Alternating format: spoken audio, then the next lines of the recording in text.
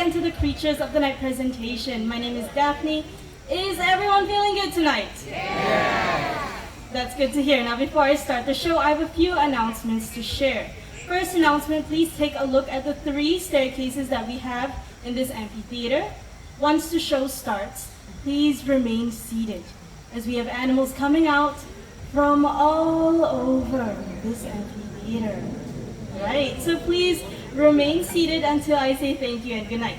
Now the second announcement, as you know, we are on the night safari, so most of our animals here are nocturnal. That means any sudden lights or bright flashes will startle our animals. So you know what to do, everyone, please take out your phones, your cameras, recording devices. Please make sure your flashes are switched off.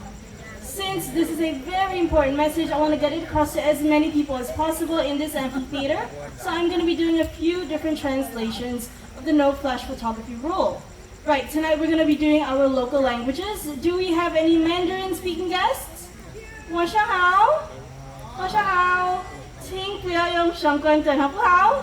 好，谢谢你们。Do we have any Malay speaking guests? Selamat malam. Selamat malam, tolong jangan menggunakan flash camera Anda, terima kasih. And do we have any Tamil speaking guests? Yes, we do. Okay, you over here. Let me try this. Malay vanakkam, தயவு செய்து புகைப்படம் எதுக்கும் போது flash பயன்படுத்தாதீர்கள். நன்றி வணக்கம். Right, okay, thank you. You know what? I'm in the mood for a bonus language. Do we have any Hindi speaking guests? Okay, that's a lot of you guys. Let me try this. I just learned this, okay? Namaste. सब लोग अपने camera की flash बंद कीजिए, ठीक है? शुक्रिया. Right. Do you believe me when I say that even after all these translations, you will still see flashes going off during the show? Right, so if you see someone using their flash during the show, I need you to please turn to them and kindly say, "Hi, sir or ma'am, please switch off your flash." Are we good? Yeah. Right, another very important announcement, as some of you may know, this amphitheater is still a mask-wearing zone because of the close proximity you are all in. So I need everyone to please just wear your masks during the entire show. Are we good? Okay. Now I have one final question. Are you all ready for the show? No, it's a Friday night. I think you can do much better. Are you ready for the show? Ladies and gentlemen, boys and girls, the creatures of the night will be on the prowl.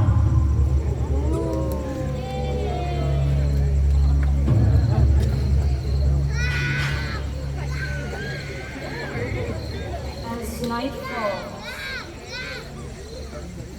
2 worlds, one of sunlight, the other moonlight, blend into one. But circling in the sky, we have our turkey vulture, using its powerful sense of smell to detect carrion. Once it has found a carcass, it will rely on other birds and animals to help to tear it apart, and will stop eating only once the carcass has been stripped to the bone. As day comes to an end, these sinister-looking scavengers prepare to rest, just as the creatures of the night begin to awaken.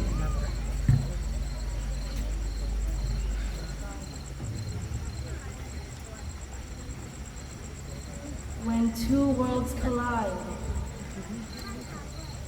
the moonlight reveals animals like the white raccoon,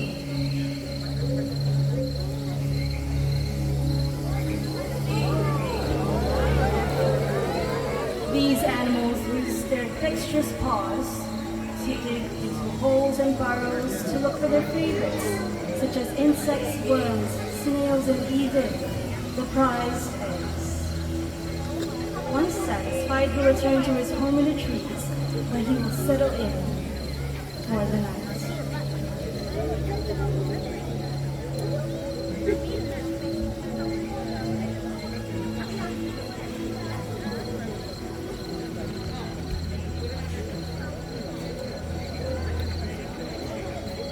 daytime animals settle down to sleep. The forest comes to life. Hidden amongst the shadows, nocturnal animals emerge from the dark silhouettes of the forest.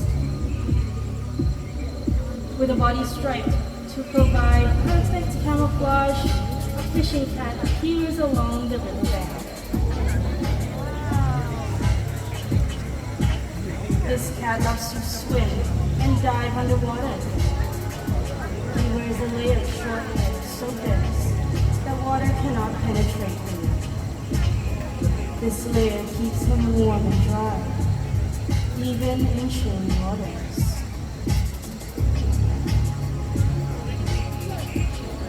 Fishing cats are rapidly disappearing due to habitat loss and poaching.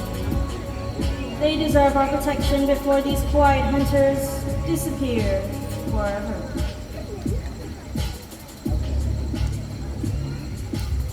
Good evening, ladies and gentlemen, and welcome to the world of the night hunters. I've often been asked, how do nocturnal animals survive? Well, all night creatures have unique adaptations for survival in the forest.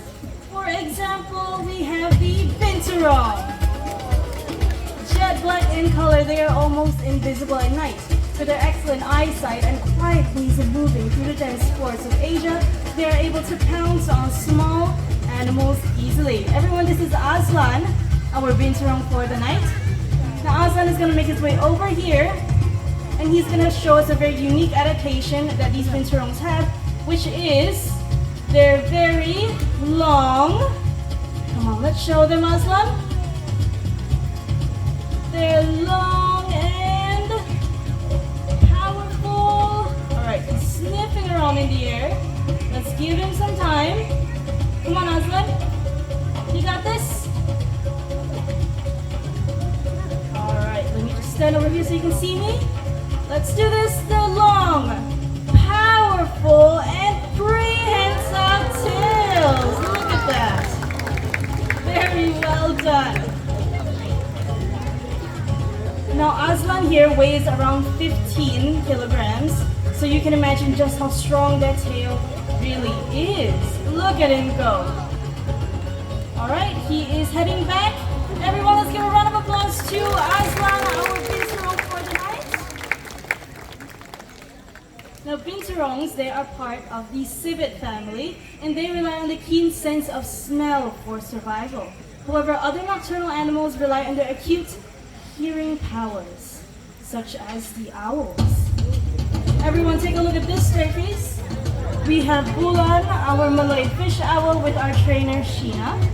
Malay fish owls, also known as buffy fish owls, are native to Southeast Asia. In fact, they're one of the most common owls you can find right here in Singapore. Now, did you all know that owls are one of the quietest raptors in the world when it comes to their flight? Did you know that? Yes? No? Well, you know, I hear a mix of responses. So I'm going to let Bulan demonstrate it to you. Everyone, please focus your attention over to Bulan, and Sheena, please remain seated. And above all, please remain silent. Whenever you're ready, Bulan.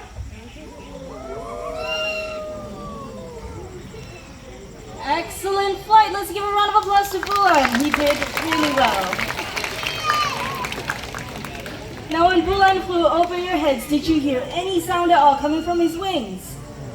No, this is right. This is due to his softened wingtips, which enable him to glide silently over fields and meadows, and his prey will not even hear him coming. Right, so what he's going to do right now is he's going to try to make a quick flight back to Sheena's glove. In the meantime, could I just please ask everyone to please remember to keep your flashes switched off? And there we go, another beautiful flight back to Sheena's glove. Everyone, let's give a round of applause to Bulan, our Malay fish owl, with Sheena, our trainer. Thank you very much. Now, we are not done with the owls just yet. Right now, we are welcoming a special guest on the stage over here, and she goes by the name of Oscar. Here she is, everybody. Now, don't be fooled with her by her name. Oscar here is a female Eurasian eagle owl, and that is Shalini, of course. her lovely trainer. I'm gonna set this perch over here in the middle. Now before we continue with Oscar's segment, I want to ask all of you a very quick question. How many degrees do you think an owl can rotate its head? 350 degrees. Okay, I'm hearing a lot of answers. If you agree with my answer, I need you to raise your hand, alright? How many of you say that owls can rotate their heads up to 180 degrees? How many of you say 270? 360? A lot of hands for 360. Give yourselves a round of applause because you can do better next time. Alright, the correct answer is 270 degrees. And Shalini and Oscar are going to show us just that. Take it away. Turning. And there we go, 270. Do y'all want to see that one more time? Okay, let's do that one more time. Getting ready over there. Turning. And there we go, 270 degrees. Thank you very much, Oscar and Shalini. Now, I mentioned that Oscar here is a Eurasian eagle owl. They are one of the largest species of owls you can find across the globe. Oscar here weighs around 2.3 kilograms. So this makes Shalini a very strong trainer. Their wingspan can reach up to 6 feet long, which is around 1.8 meters long. Right, that is around the height of an average human man. Look at her go, showing off that beautiful wingspan.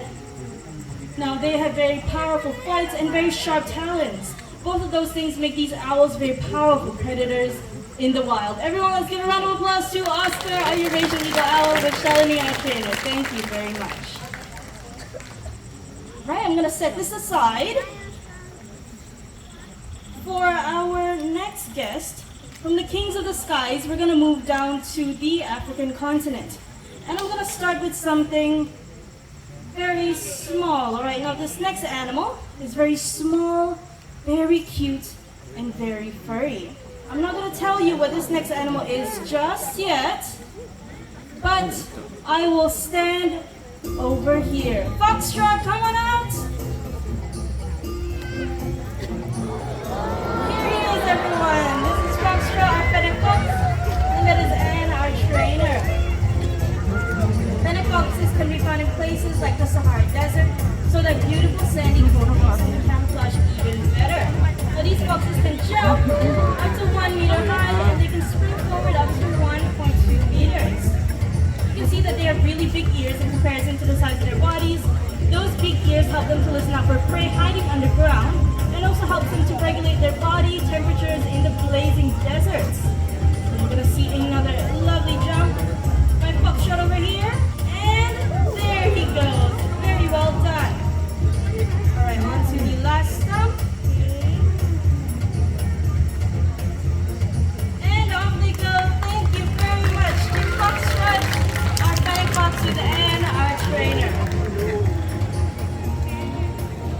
All right.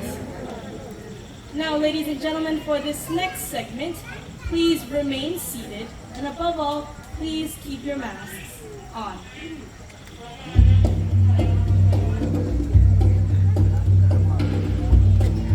A famous hunter from the African continent. This animal possesses a keen sense of smell and is able to detect carcasses from many miles away.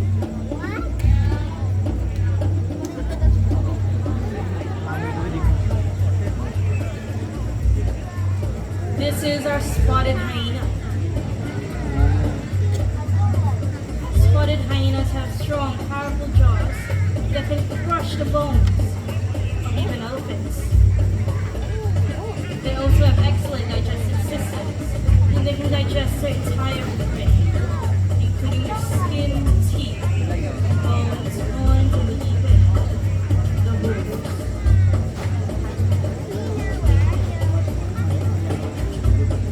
Spotted hyenas are the largest species of hyena in the world. Fully grown, they can reach up to 1.83 meters tall. That is the average height of a human man.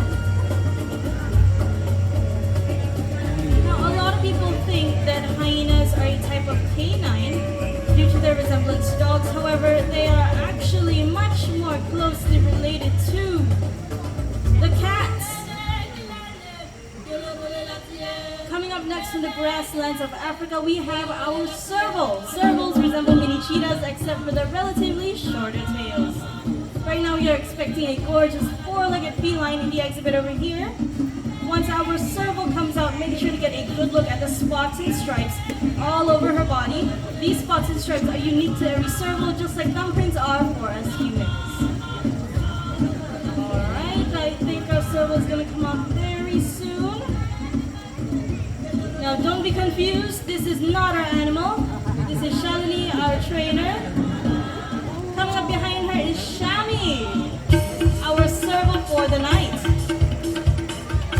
Now what they're doing now is an enrichment activity we use to mimic a bird in flight and to also get our felines to demonstrate their natural hunting abilities, such as leaping, pouncing, and swiping with their forearms. Come on, Shami, you can do this. You can catch that feather. And she caught it. Very well done. Thank you very much to Shami and Shalini. Another nickname that these servals have is the giraffe cat. This is because of their slender limbs and their long, slender neck. This also helps them to camouflage in the tall grasslands of the African savanna. Right, I think they did an excellent job back there. Did anybody see the black and white markings on the back of Shami's ears? Yes? No? Well, you know what? It's okay if you didn't see it. It was quite dark back there, but those black and white markings are actually called ocelli. They act as a natural deterrent against predators sneaking up from behind them. Hello? Excuse me? You're a bit early, but you know what? Never mind. You guys saw him earlier on, right? Everyone say hi, Toffee. Hi. This is Toffee, our white raccoon. Now I need you to help me open up this bottle, please. Thank you very much. Now, raccoons, as I mentioned, they have dexterous paws. This means that they can manipulate things with their paws fairly easily. Their paws are also really sensitive. So it's very easy for them to open up snail shells or crab shells in the wild, or even doorknobs or bottle lids, just like this. Very well done. A lot of people also think that Toffee here is an albino animal, however he is not. If he were albino, he would have reddish pinkish eyes instead. Toffee, you want to say bye? Bye-bye! You know, he's a very busy raccoon, alright? Now let me put this aside. Unfortunately, raccoons like Toffee have been regarded as pests in other countries, but it is not entirely their fault. Our towns and cities have come too close to their natural habitat, and this forces them to come into our homes to feed and survive. So that kind of makes me wonder what kind of trash we throw away that feeds these animals. Alright, let me look over here in this bin. We have some common everyday items being thrown around the night safari every single night. We have 3 plastic bottles. We have 1 paper carton. All these things come from nature in one way or another, and they all have one more thing in common. That is, they can be recycled.